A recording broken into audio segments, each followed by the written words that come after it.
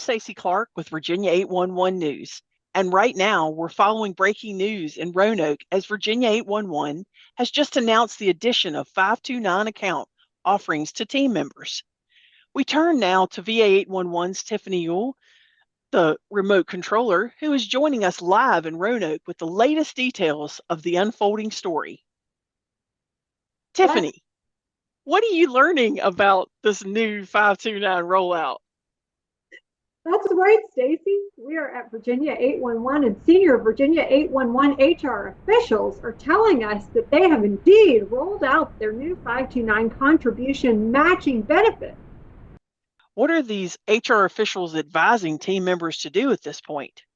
Stacy, as the winds of financial opportunities continue to blow throughout this organization, team members are encouraged to explore this Virginia 529 opportunity, but they have no idea how to weather this storm.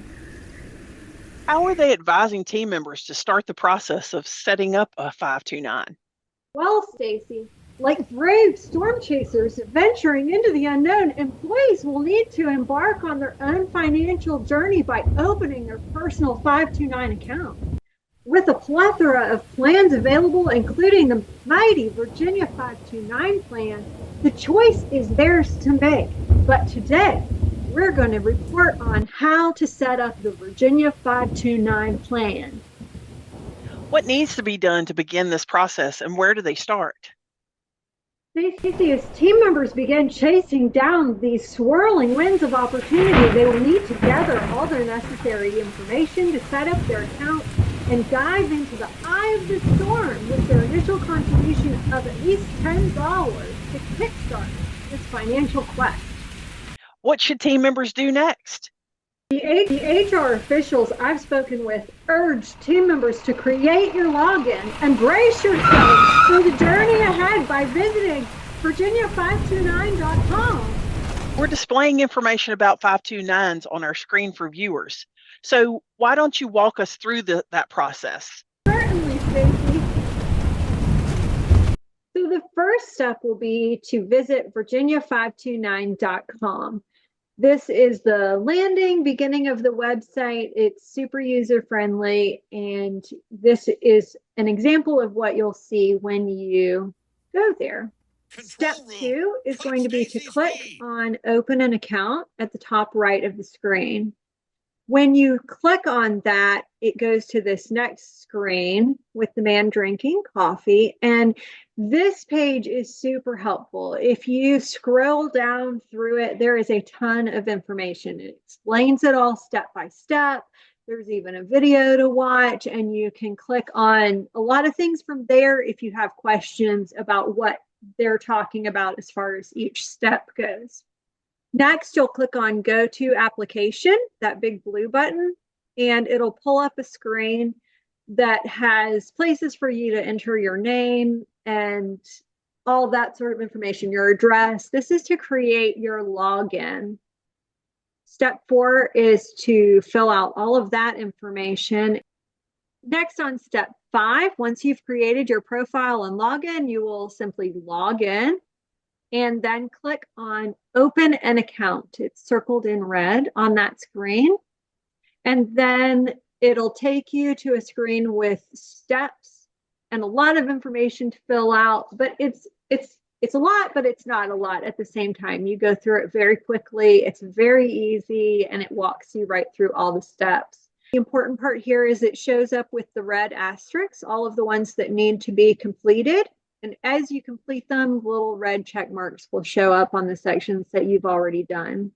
In the product selection section, this is where employees must choose their investment options. And there is a portfolio selection assistant available to help if you need it. And the link is provided there. You'll need to do your own research on the funds or choose a target date fund based on the beneficiary's age, like when they'll be going to college. When choosing portfolios, use the initial contribution column. This column is the one on the left. The one on the right is to set up recurring payments. You can use that if you want to. If you want a recurring payment to come out of a checking account along with what's coming through payroll, you would use that column. But if you don't want to do that, if you only want money to go into the 529 account from payroll that's being company matched, then you just need to use the left-hand column. That is the initial contribution column. And that's where you'll put the dollar amount in for your initial contribution under what fund you want it to go to. Step number 9 is that once the selections are chosen in each of those columns or in just the initial contribution column, a portfolio summary will appear. And this is where it just summarizes what you've entered. And if it looks good, you'll choose accept and continue. So step 10, you'll continue through the sections until they all have a red check mark next to them. You can see so far we've done 1 through 4, and we still need to do at least the designated survivor section.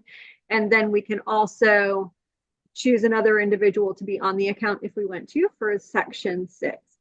Once this portion is completed and after reviewing all of the information, the site takes you through steps to actually pay your initial contribution.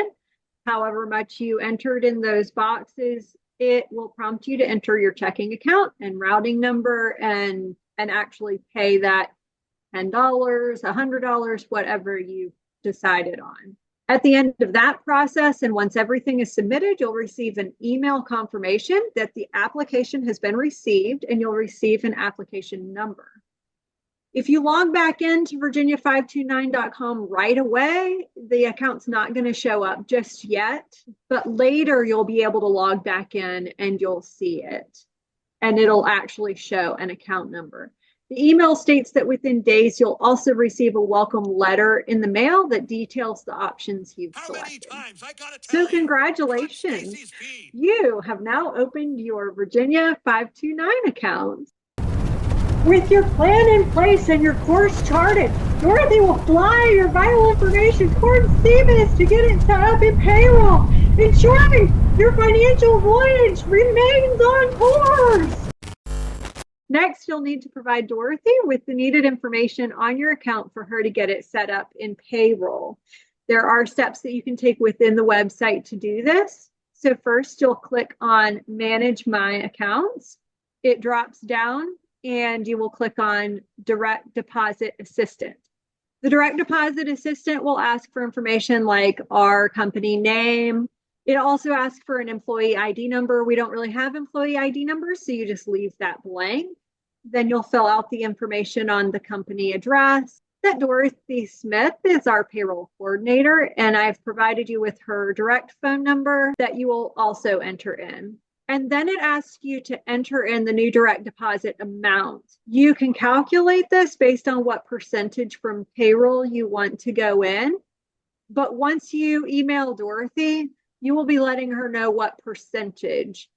The site only allows an amount to be entered, but on the payroll side, Dorothy needs a percentage amount to be entered. So if you get a raise, it'll increase to that percentage amount instead of staying based on just the dollar amount that you entered in this form. So you'll enter your new direct deposit amount, and once the amount is confirmed, you'll continue on this screen. So what this does is it simply populates a PDF form that includes your account number and your routing number and the amount that you've put in for your direct deposit. You need to email this form to Dorothy. Here is her email address. But in the body of the email, again, please let her know the percentage that you want withheld and deposited. And again, we're matching as a company up to 2%. You can do less than that. You can do more than that. If you do less, we will match less, and it needs to be whole percentage amount. So if you put just 1%, we will match that 1%. If you do 2%, we will match that 2%. If you do 50% of your paycheck, we're still going to put in our 2%. So that's how that match is going to work. It's a whole lot like the 401k plan, except it's 2% instead of 6%. So once Dorothy receives that email, she will then reply with a sign request with the information that you have provided her and also the percentage of your deduction. And you will sign that, and she will fly with it from there, getting it entered into payroll for the payroll deduction and the match contribution, and the rest will be handled through CBIZ with your payroll. And you'll start having those deposits automatically going into your 529 account. Well, Tiffany, that process doesn't seem that complicated. No, Stacy. As participant eyewitnesses have gotten wind of this program, they are reporting that the 529 process is a breeze and lightning fast. So Virginia 811 officials are urging team members who wish to put away money now for the future educational storms that lie ahead to get their heads out of the clouds and start the process now. And we are told that HR officials will also be emailing information about these to VA 811 team members this week. Do we know if that truck is fully insured? Liability only, Stacy. Tiffany, I'm sorry. We need to interrupt you. The control booth is telling me, is that a cow? Another cow? Actually, Stacy, I believe that was the same one. Okay, pardon me, Tiffany. We will need to cut away. We got cows.